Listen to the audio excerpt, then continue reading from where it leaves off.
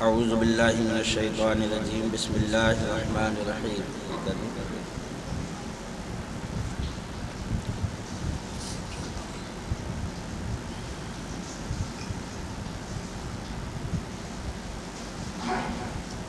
ضرب اللہ مثلا للذین کفروا امرأۃ نوح وامرأۃ لوط كانتا تحت عبدین من عبادنا صالحین فخانتاهما فلم يغنيا عنهما من الله شيئا وقيل ادخلا النار مع الداخلين وضرب الله مثلا للذين آمنوا امرأة فرعون إذ قالت رب ابن لي عندك بيتا في الجنة ونجني من فرعون وعمله ونجني من القوم الظالمين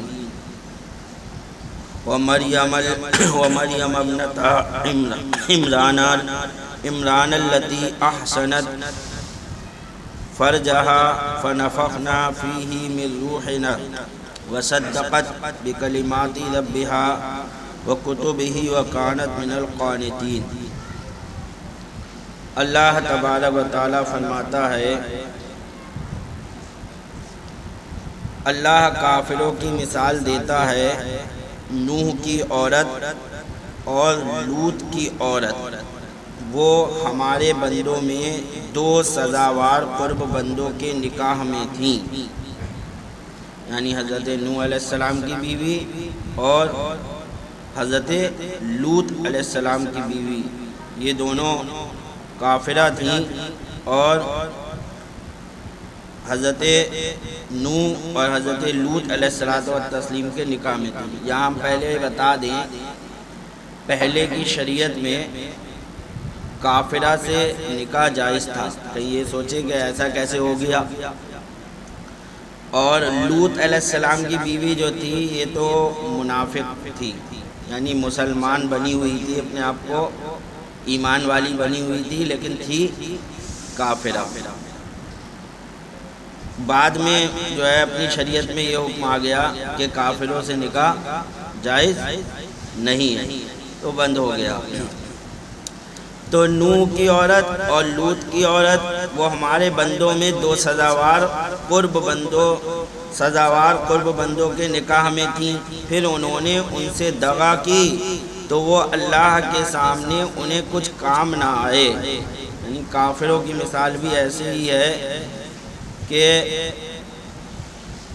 اگرچہ وہ نبی کے کتنے ہی قریب کیوں نہ ہوں، اگر ایمان والے نہیں ہیں تو کسی بھی طرح نبی کا قرب حاصل کر لینا، نبی کے ساتھ رہنا، نبی کے ساتھ اٹھنا بیٹھنا، یہ انہیں کوئی کام نہیں آئے۔ جیسے کہ منافقین، صحابہ اکرام بھی اللہ کے رسول کے ساتھ رہے اور منافقین بھی اللہ کے رسول کے ساتھ رہے، صحابہ اکرام نے بھی اللہ کے رسول کے پیچھے نماز پڑھی اور منافقوں نے بھی اللہ کے رسول کے پیچھے نماز پڑھی، صحابہ اکرام نے بھی جنگیں لڑی اور منافقوں نے بھی جنگیں لڑی، لیکن صحابہ اکرام تو جو ہے تمام مخلوق میں نبیوں کے بعد سب سے افضل و اعلیٰ قرار پائے، اور منافق جہنم کے سب سے نچلے گڑھے میں ڈالے جائیں گے۔ حالانکہ سرکار دو عالم صلی اللہ علیہ وسلم کے پیچھے انہوں نے نماز پڑھی، تو پتہ یہ چلا کہ جب تک ایمان نہیں ہے کسی طرح کی بھی کوئی بھی ہماری نیکی یا ہمارا عمل یا کوئی ولی یا کوئی نبی ہمارے کام نہیں آئے گا۔ سب سے ضروری ایمان کی دولت ہے، جب ایمان ہوگا تبھی ہر چیز ہمارے کام آئے گی، ہماری نیکی، ہماری نمازیں، ہمارے روزے، ہمارے پیر، ہمارے مرشد، اللہ کے ولی، اللہ کے نبی، یہ کام کب آئیں گے ہمارے؟ جب ہم ایمان والے ہوں۔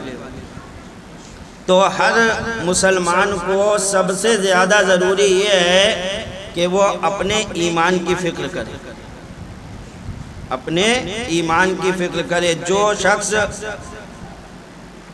مرتے وقت ایمان پر مر گیا، سمجھ لو اس نے کامیابی پا لی، خاتمہ ایمان کا جو ہے دار و مدار خاتمے پر ہے. خاتمے کے وقت اگر آدمی مومن مر گیا تو سمجھ لو وہ کامیاب ہے.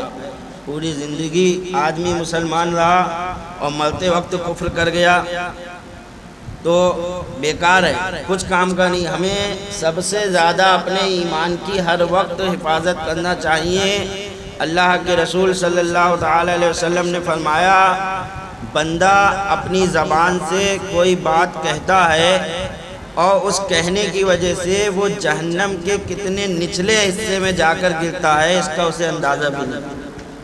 ایک بات منہ سے نکالتا ہے, اس ایک بات کے نکالنے کی وجہ سے وہ جہنم کے کتنے نچلے حصے میں جا کر گرے. اور کوئی ایک بات ایسی کہتا ہے کہ اس کی وجہ سے اللہ تبارک و تعالیٰ اس کے درجات کتنے بلند فرما دیتا ہے, اس کا بھی اسے اندازہ نہیں. تو یہ زبان ہے, اس زبان کو بہت زیادہ ہمیں کنٹرول میں رکھنا ہے. کفر جو ہے یہی زبان کے ذریعے آدمی سے ہوتا ہے, یا تو ہاتھ پیروں کے ذریعے ہوگا. ہاتھ پیروں کے ذریعے تو یہ ہے کہ آدمی کسی بت کے آگے سجدہ کر دے,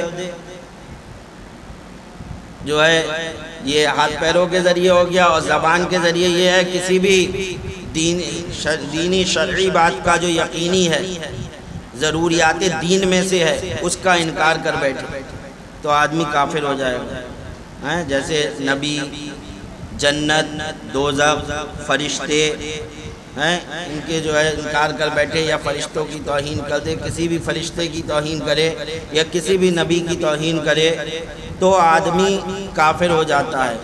اس کے لیے ضروری ہے علم کا سیکھنا, کہ جب تک آپ کے پاس علم نہیں ہوگا آپ یہ احساس ہی نہیں کر پاؤ گے کہ ہمارے منہ سے نکلا کیا,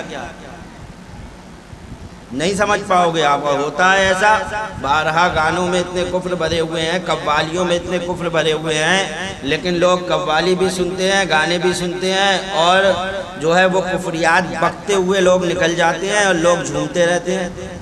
مزاروں پہ دیکھو تو قوالیاں چل رہی ہیں, ان میں کفریات بکے جا رہے ہیں اور لوگ جھوم رہے ہیں اس پر. گانوں میں کفریات بکے جا رہے ہیں, لوگ اپنے مست ہیں, انہیں احساس ہی نہیں ہو رہا ہے کہ یہ کہنے والا کہہ کیا رہا ہے اور ہم اس پر جو ہے جھوم رہے ہیں.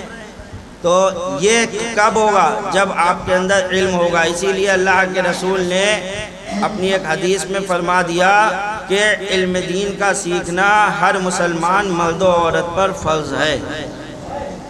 فرض کا جو ہے فرض کا جو تارک ہوتا ہے وہ حرام کا مرتکب ہوتا ہے, گناہ کبیرہ کا مرتکب ہوتا ہے. گناہ کبیرہ جو بغیر توبہ کے معاف نہیں ہوتا, اس کا مرتکب ہوتا ہے جو فرض کو چھوڑے.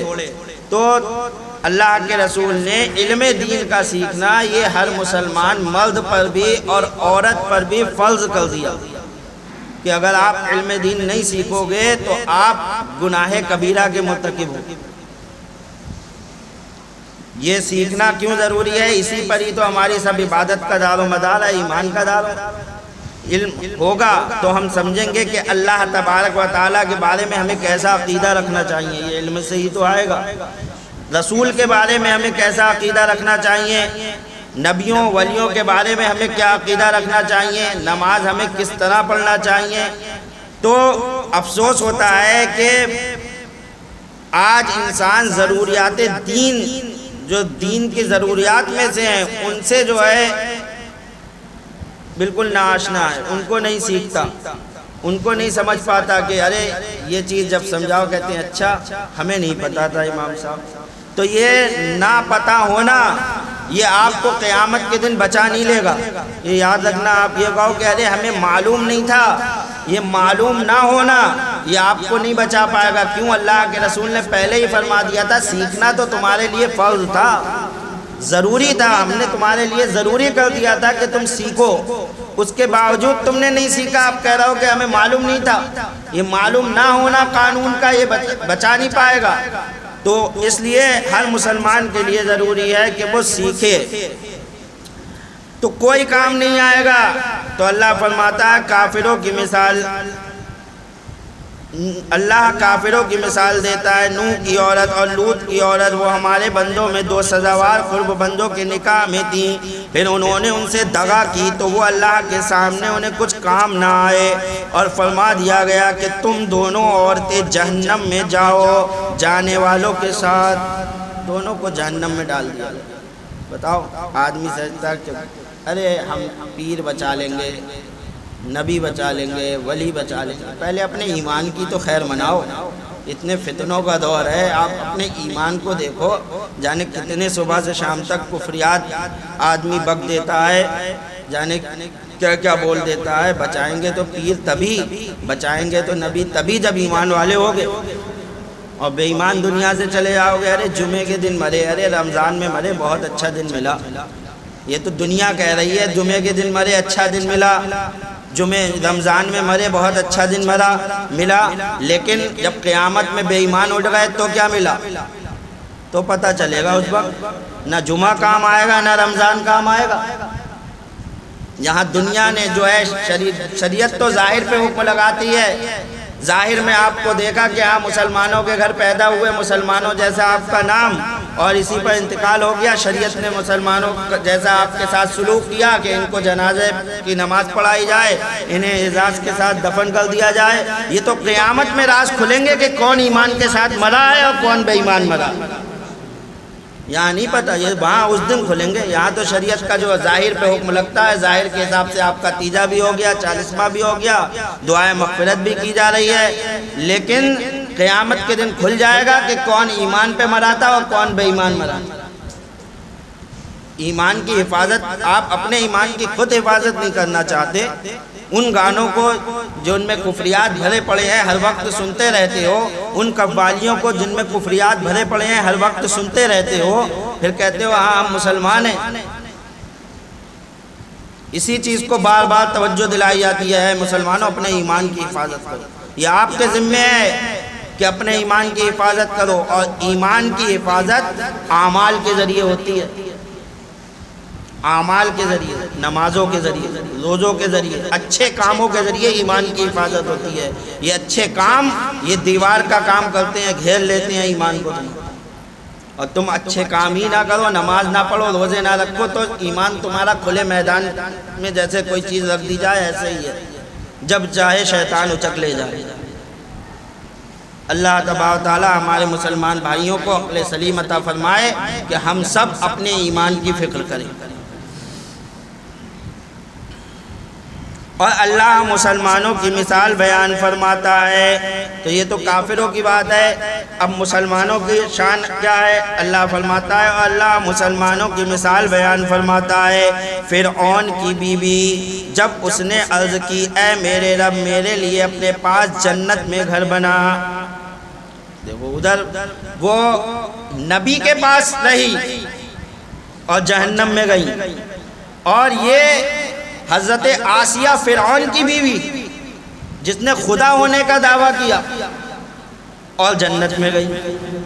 اللہ کی شان دیکھو، فرعون کی بیوی حضرت آسیہ، ایمان تو پتہ یہ چلا کہ ایمان ہی سب کچھ ہے، ایمان تھا ان کے پاس تو رہی اس کے پاس جس نے خدائی کا دعویٰ کیا لیکن جنت میں گئی، اور ان کے پاس ایمان نہیں تھا، رہی جو ہے اللہ کے نبیوں کے پاس لیکن جہنم میں گئی۔ سمجھ میں آئی؟ ایمان کی دولت کا اندازہ لگا لیا آپ لوگوں نے کہ ایمان کی دولت کتنی بڑی دولت ہے۔ اسی لیے علماء اہل سنت سب سے زیادہ تقریریں جو کرتے ہیں وہ ایمان کے اوپر کرتے ہیں کہ ایک مسلمان کا اگر ایمان سلامت ہے تو اس کے لیے نجات کی راہ ہے۔ وہ وہابیوں سے آپ کو دور رہنے کو کیوں کہتے ہیں؟ اسی لیے کہتے ہیں کہ وہابیوں سے آپ کا میل ملاپ آپ کے لیے ایمان کا خطرہ، وہ دشمن رسول ہیں، ان سے دوری رکھنے کا حکم کیوں دیا جاتا ہے؟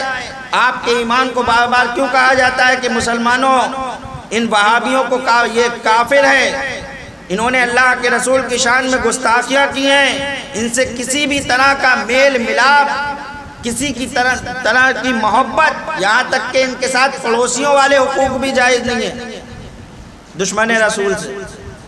اب کہہ رہے ہمارا پڑوسی ہے اس وجہ سے مل رہا ہے، نہیں، وہ دشمن رسول ہے، یاد رکھو آپ، ان سے کسی طرح کے کوئی معاملات جائز ہی نہیں ہے۔ جو دشمن رسول ہے، جو اللہ کے رسول کی شان میں توہین کرتا ہو، اس کے لیے صرف ایک سزا، اور وہ سزائے موت ہے۔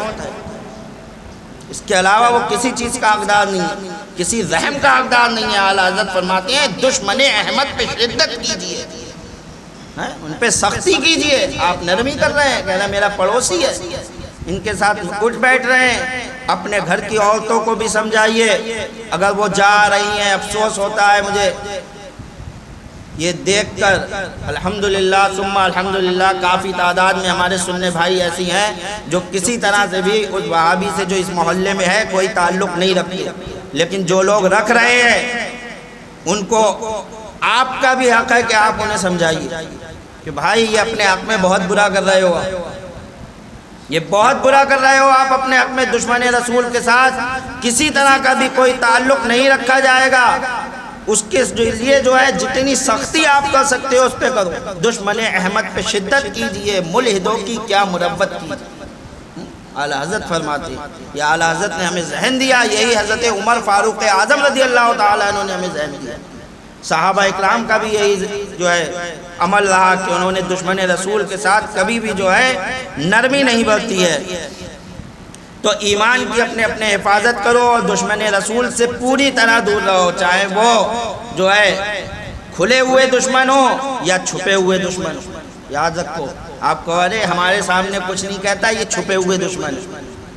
کہا ارے ہمارے اتنی باتیں ہوتی رہتی ہیں اس سے وہابی سے، آج تک اس نے کبھی سرکار کی شان میں توہین نہیں کی، تو آپ کے سامنے توہین تھوڑی کرے گا، آپ اس کا جبڑا پکڑ کے توڑ نہیں دو گے اگر آپ کے سامنے کر دی۔ اس سے پوچھنا، جاؤ میں آپ سے کہتا ہوں اگر بات کرتے ہو کھل جائے گا، پوچھنا اس سے یہ بتا اشرف علی تھانوی نے جو اپنی کتاب میں اللہ کے رسول صلی اللہ تعالیٰ علیہ وسلم کے بارے میں یہ لکھا ہے کہ اللہ کے رسول کو ایسا علم ہے جیسے جانوروں کو ہے، تو بتا یہ اشرف علی تھانوی یہ کافر ہوا کہ نہیں؟ کھل جائے گا جتنا چھپا ہوا ہے۔ جو کہتے ہو کہ نہیں بولتے ہمارے سامنے تو کچھ نہیں کہتے، پوچھ کے دیکھنا، تو کہے گا نہیں ہم تو کافر نہیں کہتے، سمجھے؟ یہی نکلے گا اس کے منہ سے۔ وہ اپنے مولوی کو، اشرف علی تھانوی کو، اسماعیل دہلوی کو، قاسم نانوتوی کو، خلیل احمد امبیٹوی کو، ان لوگوں کو کافر نہیں کہے گا وہ منہ سے۔ یہ پہچان ہے اس کے دل کے نفاق کی کہ اوپر سے آپ سے مل رہا ہے کہ نہیں ہم تو صحیح ہیں، اور جب بات آئی کہ یہ مولوی جنہوں نے اللہ کے رسول کی شان میں توہین کیا ہے بتا ان کو کافر جانتا ہے یا نہیں؟ ارے یہ مولویوں کی باتیں ہیں ہمیں نہیں معلوم، بہانہ بس ڈالے گا، یہ نہیں کہے گا ہاں یہ لوگ کافر ہیں میں انہیں کافر مانتا ہوں، نہیں کہہ سکتا۔ دیکھ لینا آپ کسی بھی وہابی کو پکڑ کے جو ہے اس قسم کے، آپ دیکھو جو یہ کہتے ہیں ارے نہیں وہ لوگ کہاں توہین کرتے ہیں، بڑی اچھی بات کرتے ہیں، پکڑو اور یہ عبارت سامنے رکھو ان کے مولوی کی اور کہو بتاؤ تیرے مولوی نے یہ لکھا ہے، بتا یہ کافر ہوا یا نہیں؟ جب کافر ہوا تو پھر ایسے مولوی کے ساتھ کوئی ایسے مولوی کا نام لینا، یا جو ایسے مولویوں کے ساتھ جو ہیں جو جماعتیں ان کے ساتھ ہیں، جو جماعتیں جو مدارس ان سے جڑے ہوئے ہیں، ان سے جڑنا کیسا ہے؟ ہرگز وہ لوگ جو ہے نہیں آئیں گے۔ یہ کیوں؟ ان کے دلوں میں نفاق بھرا ہوا ہے، آپ سے ویسے نرمی سے بات کرتے ہیں لیکن اندر اندرونی طور پر یہ اللہ کے رسول کے دشمن ہیں۔ تو فرماتا ہے اللہ تبارک و تعالی، فرعون کی بیوی جب اس نے عرض کی اے میرے رب میرے لیے اپنے پاس جنت میں گھر بنا، تو اللہ تبارک و تعالی نے حضرت آسیہ کو جنت میں جو ان کا محل تھا وہ دکھا دیا دنیا ہی میں۔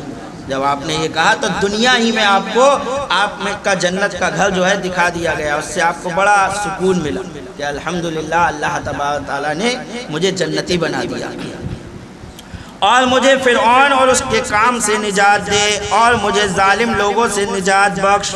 تو جب ان حضرت آسیہ کا ایمان ظاہر ہو گیا تو فرعون اور فرعون والوں نے سختیاں کی، تو آپ نے یہ دعا کی اللہ مجھے فرعون سے نجات دے اور فرعون کے ماننے والوں سے نجات دے، یعنی فرعون کے دین والوں سے۔ چنانچہ یہ دعا ان کی قبول ہوئی اور اللہ تعالیٰ نے ان کی روح قبض فرمائی، ان کا انتقال ہو گیا، جس سے جو ہے نجات مل گئی۔ اور ابن کیسان نے کہا ہے کہ وہ زندہ اٹھا کر جنت میں داخل کی گئیں، ایک روایت میں یہ بھی آیا ہے کہ انہیں زندہ ہی اٹھا کر جنت میں داخل کر دیا گیا۔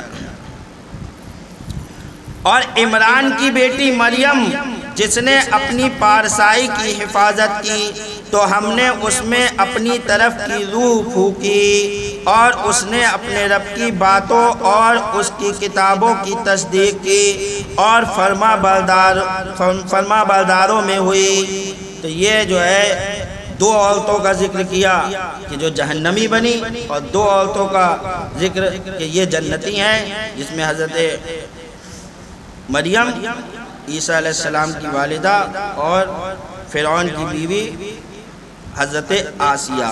تو کہنے کا مقصد یہی ہے کہ ایمان جو ہے وہ سب سے بڑی دولت ہے میرے بھائیوں، ہمیں ہر وقت ہر آن اپنے ایمان کی حفاظت کرنا چاہیے۔ اب عید کی نماز کی بات ہے تو